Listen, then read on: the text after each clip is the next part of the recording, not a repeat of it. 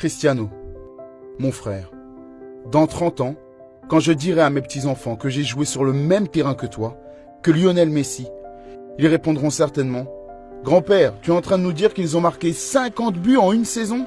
Tu mens, tu es sénile, tu as besoin d'un docteur !»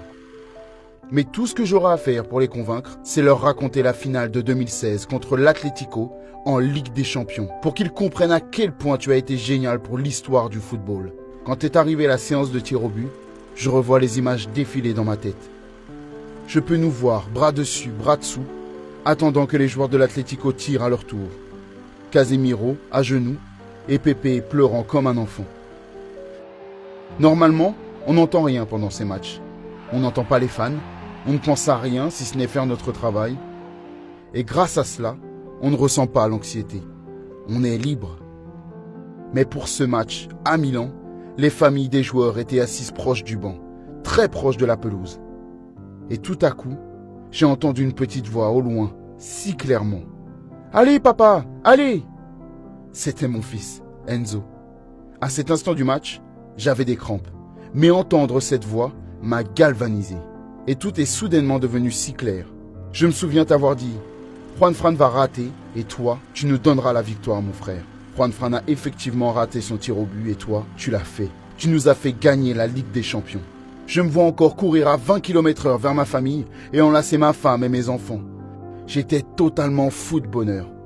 Tu étais déterminant pour nous sur le terrain ce jour-là. Mais tu l'avais également été en dehors de la pelouse, dans la vie de tous les jours, Chris. Comme en 2017 par exemple, avant la finale contre la Juventus.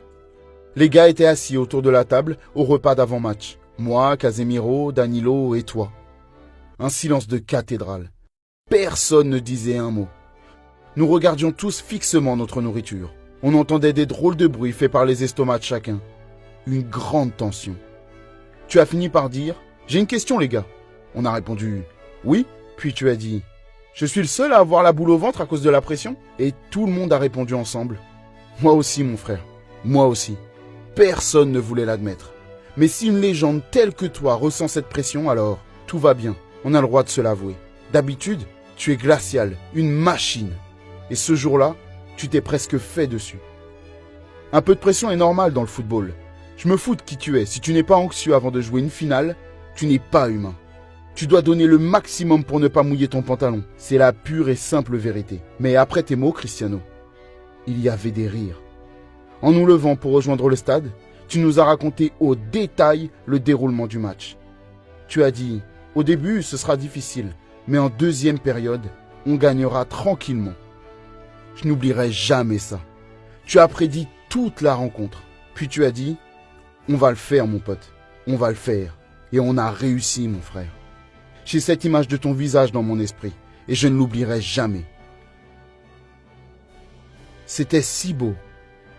Voilà quelle histoire je raconterai à mes petits-enfants, Cristiano. Tu étais plus qu'un exceptionnel joueur de football. Tu étais un leader unique, une arme ultime pour ces moments si particuliers, tels qu'une finale. Merci, Cristiano.